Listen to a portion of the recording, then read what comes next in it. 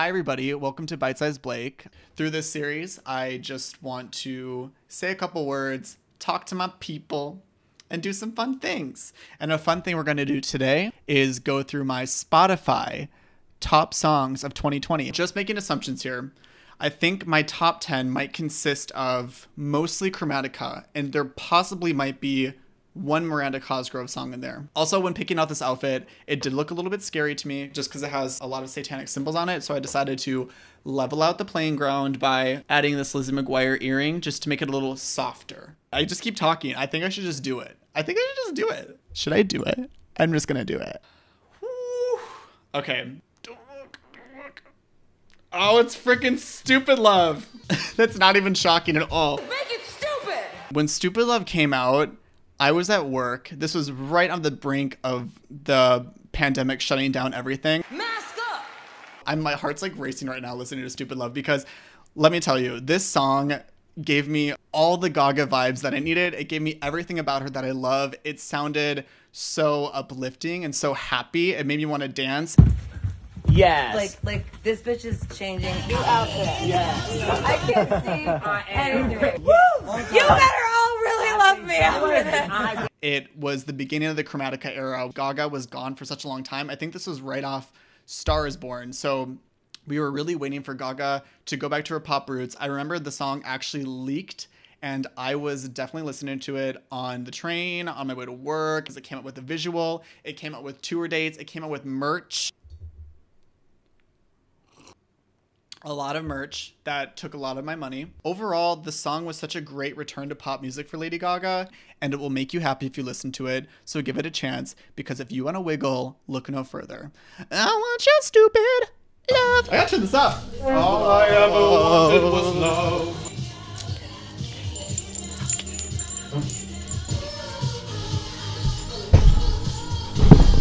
I'm ruining my set. Oh, we're going to the next song. What's my number two?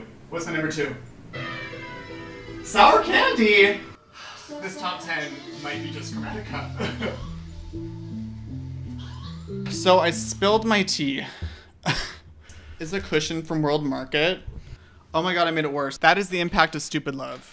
Anyway, this is a great walking song. During quarantine, I walked every day for, I think, 10,000 steps. Almost every time I played Sour Candy because it's just such a good song where you can just go boom, boom. These are my feet. Doom, doom, doom. The sassiness of the song, I absolutely adore. I adore that Blackpink is in it. I think this song has one of my favorite Gaga verses ever.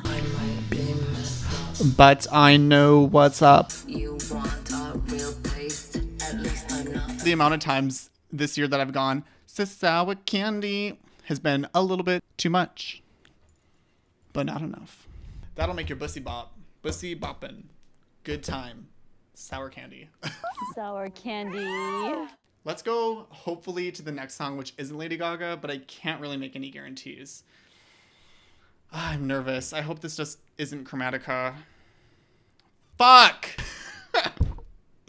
My number 3 song is by Lady Gaga and Ariana Grande. My year would have been very different if this wouldn't have happened. I just remember Rain on Me really being one of the happiest moments in 2020 for me because the music video was so joyous and everybody was celebrating this collaboration and having so much fun with it. And there were good memes and it was just a really feel-good song that had a great message and carried me through 2020. This whole entire year has been amazing collaborations.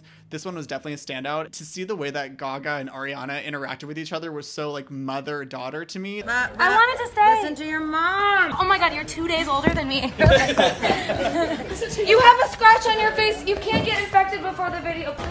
It seemed like the world was together when they were watching this video, which is so dramatic, I know. We were all just laughing and kind of criticizing it, but also having fun and just dancing our butts off, kind of, in our bunkers. It just felt like a really unifying moment for pop music fans and Gaga fans and Ariana fans. It was just, it seriously, it couldn't have been better. Instead of doing it for the fame, Gravestone is going to say doing it for the gays. Get it for the gays, kids. And I really, really hope that number 4 is not Chromatica, but at this point, I'm seeing a pattern.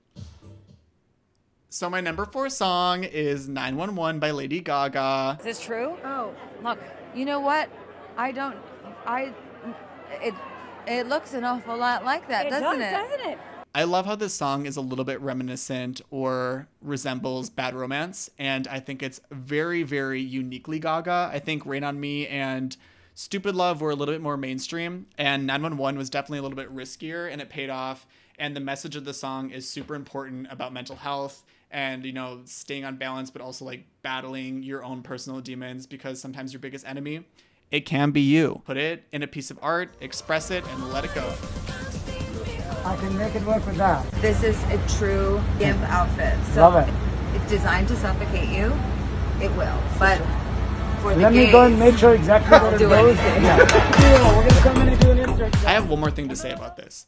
Since 911 is my top 4, it kind of definitely solidifies my storyline of 2020, and that was finding anything that made me happy, and a lot of that meant going back to nostalgic things that I loved and love now, and not really going outside of the box, because to me, I'd rather just feel comfort than explore when the world is melting. I think that's a huge reason to why I fell back on Gaga and a lot of nostalgic things in general. So happy that some better things have happened at the end of the year and some good news is on the way.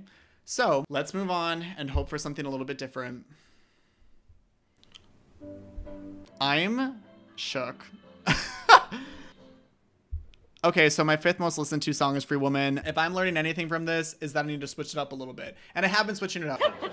Yes. Honestly, I listen to this song a lot because it's an easier song to listen to. I love the way Gaga's voice sounds in this song where she goes, I say that I want it, be free. Don't fight it. Yeah. I don't know what to say. I really liked Chromatica apparently, and this is my entire video is me talking about Chromatica being the white gay that I am. Let's move on. Okay, so let's hope for something else for number 6. I feel like I'm in Vegas and I'm pulling the slot machine and I'm waiting for something that really shows that I have different tastes besides just Lady Gaga. Okay. Oh my God.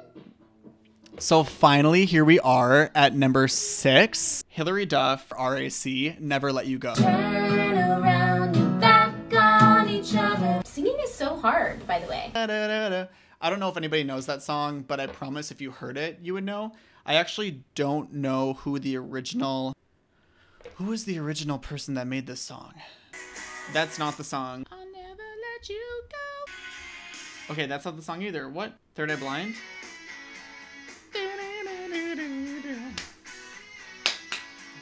Anyways, Never Let You Go, which was originally sung by Third Eye Blind, was now covered by Hilary Duff, and it's significantly better because her voice is better and she has more talent than Third Eye Blind. Is that bias? Absolutely. I'm scared. This song reminds me of my community center pool, if that makes sense. They always had, you know, adult hot hits on at that pool. And this reminds me of eating Cheez-Its and swimming in chlorine. I also love Hilary Duff, so this was a perfect little burrito of everything that I loved and nostalgia in 2020 and relying on things that I loved before the world decided to burn, and childhood. Yeah, so that's 2020. We don't need to talk about it here. Well, anyways, I love that song. It makes me really happy. And honestly, it's not Chromatica, so that's a big improvement for me. Let's go to the next. Okay, I love this song, and people are going to be really mad at me for loving this song so much, but my 7th most listened to song of 2020 is Katy Perry, Smile. This is off her newest album that did not make a ripple in the world, and I really, really love this album because I admired how hard she was promoting this album. I'm late, but I'm here. I'm also heavily pregnant. Okay. Whew. Not justice for roulette. That is over. I'm losing my self-control. She was doing a million performances that were safe and using really cool technology to promote her album. And although the album did not do amazing and not many people like her, I super duper appreciated her efforts. Smile has a really big sound to it, and it does make me smile. So Mission accomplished, Katherine Hudson. But now I got back that smile. Hi, one more thing about Katy Perry, the album Smile. I know, sorry. I just really admired how she adored her fans this era and did so much for them. This is not the original cover of the album. This is fan art that she printed onto vinyls, and that's really fucking cool. Is that not amazing? It's not my favorite album, but this vinyl, embrace the fan art. That is so cool. 8. Yes, let's do it. 8. 8 is... So hot you hurt my feelings. Boopy boop. So hot you hurting my feeling. Can deal. I don't know what you call it. It's like a vocal keyboard. It goes... It sounds like she's harmonizing with herself, and it's just her vocals isolated, and that's one of my favorite things. Very, it reminds me of Hide and Seek by Imogen Heap. It's a bunch of layered, isolated vocals that all harmonize with each other. Can't be happening when this is straight.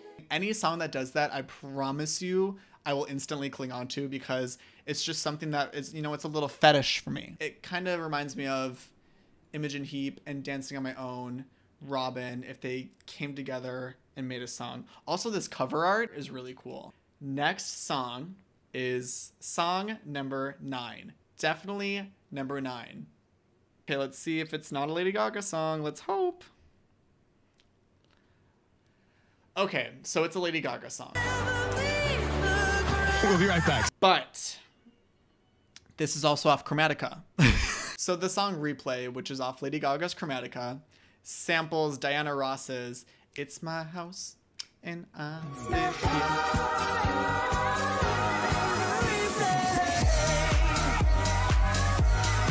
This song is also about like scars on your mind, so your trauma, things that you've gone through, and how something can trigger that. Chromatica is a pretty sad album when you listen to it, actually, but it has really good dance beats, so that's fun. Yeah, so that's what Replay is about, and the song just really drives super hard. Also really good song to walk to. I love when Gaga just gets super campy and weird with her vocals, and when she goes, doesn't matter, damage is done.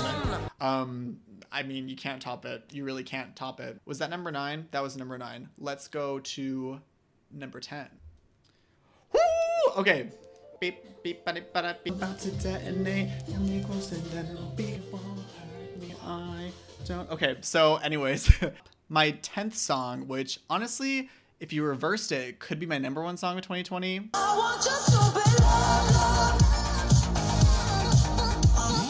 Is Detonate by Charlie XCX. This album, How I'm Feeling Now, is so good. It also is such a chapter of quarantine in 2020. She made this entire album this year as a response to the pandemic. Are you excited to shoot? I don't trust myself at all. Why should you trust me? I don't trust myself at all. Why should you trust me? I doubt myself a lot because I'm a Libra, and those lyrics kind of just went whoop and stuck in my brain. It hits me hard. It feels lonely, but it also feels like a celebration at the same time. Anthems is also such a great song off this album. It's like a stadium anthem from every bunker in the USA. It's a bunker in the USA. Anthems encapsulates that perfectly, and it encapsulates how I feel on the computer all the fucking time in 2020. Makes me want to party, but party safely at home with just me, myself, and I. Well, thank you everybody for watching this episode of Bite Size Blake. I really enjoyed making this video for you all, so I hope that you like it too. Soaring, flying, we're breaking free from 2020. Yeah. Thanks everyone. Bye.